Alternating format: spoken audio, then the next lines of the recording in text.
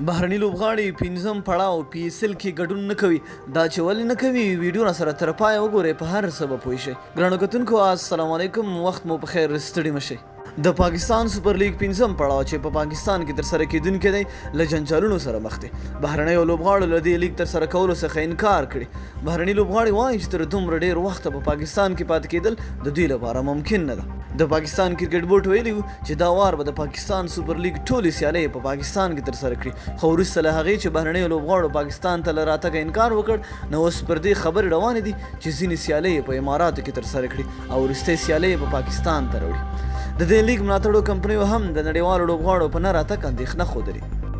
د پاکستان کرکټ بورډ مشر د یوې پوښتنې په ځواب کې وویل ما د دې لیګ له ملاتړ کوونکو سره تر خبرو وروسته له وزیر اعظم عمران خان څخه په پاکستان کې د دې لیګ تر سره کولو اجازه واخیسته ما ته په دې اړه تر اوسه هیڅ چا یا کوم لوبغاړی اندېښنه نه ده څرګنده کړې هغه ویلي چې د دوشنبې په ورځ په لاهور کې ناسته لري او په دې اړه به مفصلې خبرې وکړي نوموړي دا هم زیاته کړې چې تر اوسه مو دا اراده نشته چې سیالۍ د اماراتو ته ولیږدو